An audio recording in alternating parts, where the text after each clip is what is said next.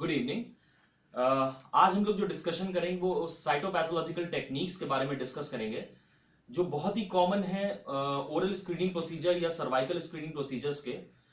ये इस टेक्निक को एक्सफोलिएटिव साइटोलॉजी बोलते हैं एंड ये प्रोसीजर बहुत ही कॉमनली यूज्ड होता है हमारे स्क्रीनिंग प्रोसीजर के लिए।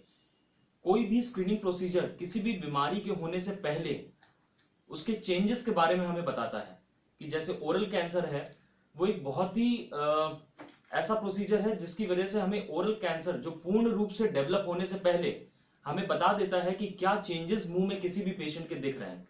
तो उसके लिए हमारा ओरल एक्सफोलिएटिव साइटोलॉजी टेक्निक बहुत ही इंपॉर्टेंट है। एक्सफोलिएटिव साइटोलॉजी एक ऐसी टेक्निक है जो कि नॉन इन्वेजिव टेक्निक है जो पेशेंट्स को बहुत ही कंफर्टेबल लगती है rather than going for directly biopsies. वैसे this is not an option for biopsy. Biopsy is always a gold standard technique. हर बायोप्सी लीजन एक गोल्ड स्टैंडर्ड है जो कि हमें डायग्नोसिस देती है, कंफर्मेशनल डायग्नोसिस देती है किसी भी ओरल लीजन या ओरल पैथोलॉजिकल टेक्निक्स या ओरल कैंसर स्क्रीनिंग के लिए। But cytology is a technique which is used in adjuvant to biopsy or to say we can say ki to confirm the biopsy technique or we can say to detect a prognosis for any treated cancers or any treated oral lesions। तो आज जो हम लोग use करेंगे वो exfoliative cytological techniques है। उसका uses हम लोग जनरली कहाँ करते हैं, एक डॉक्टर के में, और ये बहुत ही कॉमन प्रोसीजर है जो डेंटिस्ट परफॉर्म करते हैं ओरल स्क्रीनिंग्स के लिए। तो जो डॉक्टर के मन में आता है कि हम एक्सफोलिएटिव टेक्निक कहाँ कहाँ यूज कर सकते हैं, तो एक्सफोलिएटिव टेक्निक हम किसी भी रेड एंड व्हाइट लीजन्स के लिए यूज कर सकते हैं। कि उसमें क्या होता है कि हम सुपरफिशियल लेयर को, कोई भी हमारे गाल पे अगर कोई या मुंह के किसी भी एरिया में, जबान पे, टंग पे, चीक पे, ओरल म्यूकोजा पे या जिंजाइवा पे कोई भी ऐसा लीजन जो चेंजेस फॉर्म कर रहा है, अगर हम उसके सुपरफिशियल स्क्रेपिंग्स को लेंगे, सुपरफिशियल सेल्स को, अगर हम डीस्क्वामेटेड सेल्स को लेंगे एंड उसको अगर हम स्लाइड पे प्रिपेयर करके फिर उसको फिक्स करके स्टेन करके अगर हम लोग उसकी साइटोलॉजिकल स्टडी करेंगे तो we can get an idea about the developing oral diseases और developing cancers, developing oral lesions which can be used as a screening procedure and we can make a patient aware of the developing lesion और हम उससे patients की treatment protocol या patients के study के लिए हम उसको यूज कर सकते हैं। कोई भी प्री मैलिग्नेंट लीजन्स है, कोई भी रेड एंड व्हाइट लीजन्स है, कोई भी कैंडिडा एसोसिएटेड लीजन्स है जिसका सुपरफिशियल सरफेस को अगर हम साइटोलॉजी किट के माध्यम से या इसका यूज करके अगर हम इसको स्क्रैप करके अगर हम एक सैंपल प्रिपेयर करते हैं तो वो हम इजीली यूज कर सकते हैं फॉर डायग्नोस्टिक प्रोसीजर। तो आज हम देखते हैं कि साइटोलॉजी किट होती क्या है। So we can see this is a cytology kit. This is pre sterilised packet which contains some instruments and slide which can be used, जिसको हम यूज कर सकते हैं अपने साइटोलॉजिकल प्रोसीजर को पूरा करने के लिए। तो आइए देखते हैं इसमें क्या है। इसको हम लोग ओपन करते हैं यहां से।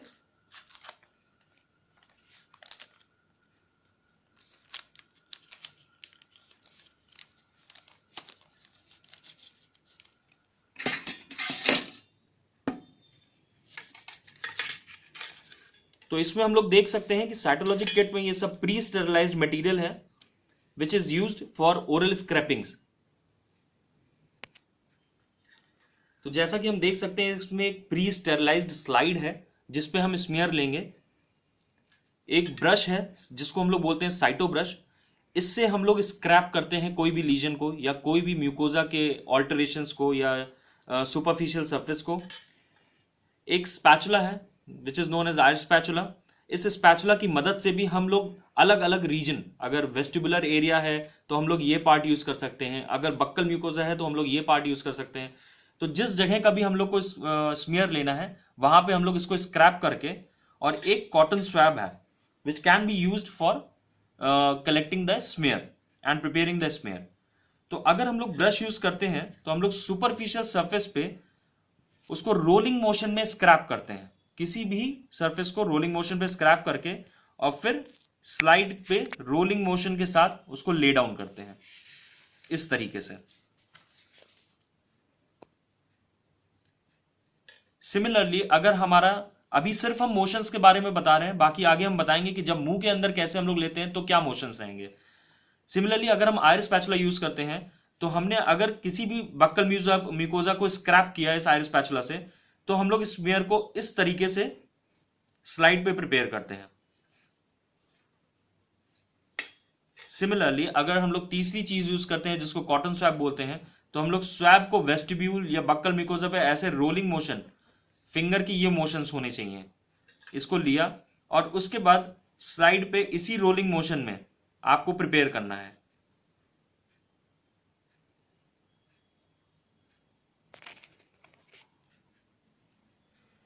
तो अब जैसे कि आगे की प्रोसीजर हम लोग को देखनी है कि पेशेंट पे हम लोग को कैसे स्मीयर कलेक्ट करना है एंड स्मीयर प्रिपरेशन करना है, सैंपल कलेक्ट करना है एंड स्मीयर प्रिपरेशन करना है।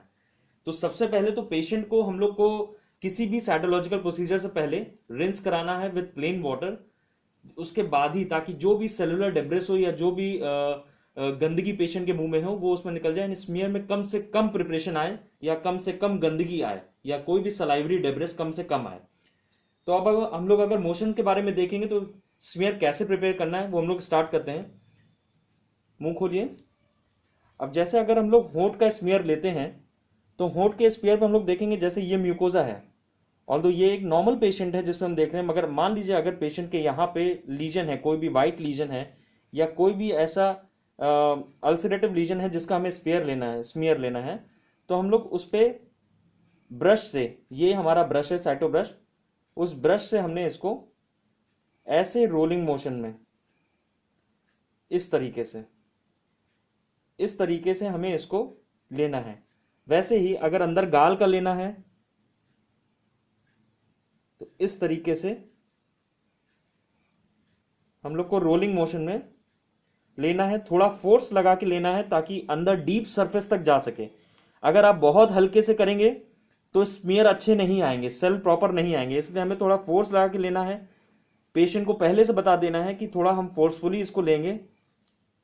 ये स्मीयर लेने के बाद जो हमने साइटो ब्रश में स्मीयर लिया है, जो साइटो ब्रश पे हमने स्मीयर लिया है, उसको उस रोलिंग मोशन में, ये देखिए, इस स्लाइड पे ट्रांसफर करना है। बहुत ही आइडियल ये प्रिपरेशन है जो इस स्लाइड पे आ रही है। ये अब इस स्लाइड को पहले हमें नंबर कर लेना था, नंबर करके फिर यहां पे इसको ड्राई होने के लिए रखना है। जैसे ही स्लाइड प्रिपेयर हो गई, ये एक प्रोडक्ट है जिसको कहते हैं बायोफिक्स स्प्रे। ये बायोलैब कंपनी का है एंड ये एक फिक्सेटिव है जिसमें 95% अल्कोहल होता है, इथेनॉल होता है। जो हमने स्मीयर बनाया है उस स्मीयर को हमें तुरंत इमीडिएटली इस बायोफिक्स स्मीयर से ओवरलोड करना है। इस स्लैंटिंग पोजीशन में स्लाइड को रखना है और फिक्सेटिव ओवरलोड कर देना है और फिर इसको हमें ड्राई होने के लिए रख देना है। अब ये स्मीयर हमारा फिक्सेटिव से ओवरलोड होके फिक्स होने के लिए हम लोग ने रख दिया है। जो हमारा प्रिपेयर्ड स्मीयर था अब वो ड्राई हो चुका है एंड सबसे जरूरी काम जो है वो पेशेंट की आइडेंटिटी, इसको हम लोग मार्क करेंगे। कई बार अगर हमने इसको पहले लगा दिया या पहले लिख दिया तो जब हम लोग इथेनॉल यूज करते हैं या अल्कोहल यूज करते हैं एज अ फिक्सेटिव तो जो लिखा हुआ है वो उसके साथ मिट जाता है। इसलिए तुरंत जैसे ही ड्राई हो जाए तुरंत हम लोग स्मीयर के ऊपर पेशेंट की आइडेंटिटी नोट करेंगे। अब यही प्रोसीजर हम लोग दोबारा से देखेंगे कि आयर स्पैचुला का यूज कैसे करते हैं, क्या मोशंस होते हैं। सपोज करिए कि हमारे लेबियल म्यूकोजा पे या होंठ पे अंदर की तरफ हमारे कोई लीजन है और हम लोग को वेस्टिबुलर एरिया से लेना है, तो क्योंकि ये पतला वाला पार्ट है हम लोग इससे इजीली वेस्टिबुलर एरिया को स्क्रैप कर सकते हैं। थोड़ा फोर्सफुली करना है। वही चीज अगर लेबियल म्यूकोजा पे है तो भी हम लोग इस एरिया से कर सकते हैं। स्क्रैप करने के बाद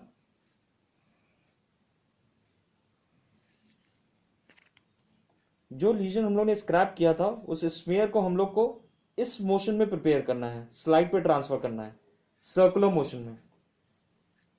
और अगर आपने इस सरफेस से लिया था तो इस सरफेस को ऐसे ट्रांसफर करना है। ट्रांसफर करने के बाद तुरंत हमें स्मीयर को फिक्सेटिव से फिक्स करना है, जो ये वही है बायोफिक्स स्प्रे। आप देख सकते हैं 95% अल्कोहल हम लोग यूज करते हैं जनरली। तो हमने इसको पूरा ओवरलोड कर दिया स्लैंटिंग पोजीशन में स्लाइड को रखकर और फिर उसके बाद उसको ड्राई होने के लिए, एयर ड्राई होने के लिए हम लोग यहाँ पे रख देते हैं। यही प्रोसीजर थर्ड हम लोग कॉटन स्वैप से भी कर सकते हैं या बक्कल मिकोजा पे कर सकते हैं। सर्कुलर मोशन में लीजन को स्क्रैप करते हुए,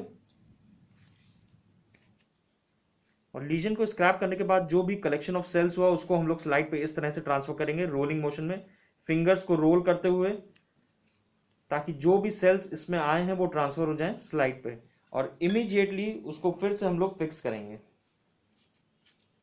तो अगर हम दो चीजें यूज कर रहे हैं तो हमें दो स्लाइड की जरूरत पड़ेगी। अगर हम एक ही स्पैचुला यूज कर रहे हैं या केवल ब्रश का यूज कर रहे हैं तो सिर्फ एक स्मेयर आपको प्रिपेयर करना है।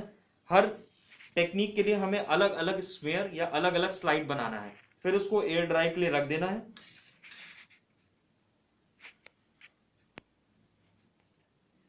जो भी स्पेयर हमारा प्रिपेयर्ड हो चुका है, अब क्योंकि ये एयर ड्राई हो चुका है, we can easily transport it for further cytopathological processing and technique. तो इसको हम लोग इस स्लाइड कंटेनर्स में रख सकते हैं। इसमें अलग अलग खांचे हैं, आप जैसे कि देख सकते हैं, ताकि कोई भी स्लाइड एक दूसरे से टच मत करे।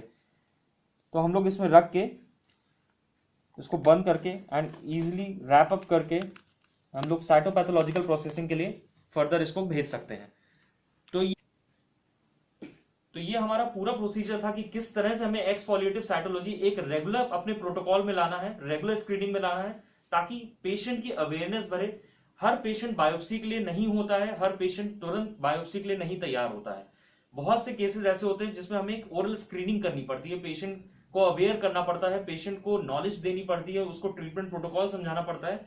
तो ये एक नॉन इन्वेजिव टेक्निक है जो बायोप्सी का कभी भी रिप्लेसमेंट नहीं हो सकता। बायोप्सी हमेशा गोल्ड स्टैंडर्ड है कि हमेशा ध्यान रखिए, मगर ये बायोप्सी को सपोर्ट करने के लिए, आपकी डायग्नोसिस को सपोर्ट करने के लिए एक बहुत ही अच्छा प्रोसीजर है, जिसको हम लोग रेगुलरली ओरल स्क्रीनिंग प्रोसीजर्स के लिए यूज कर सकते हैं।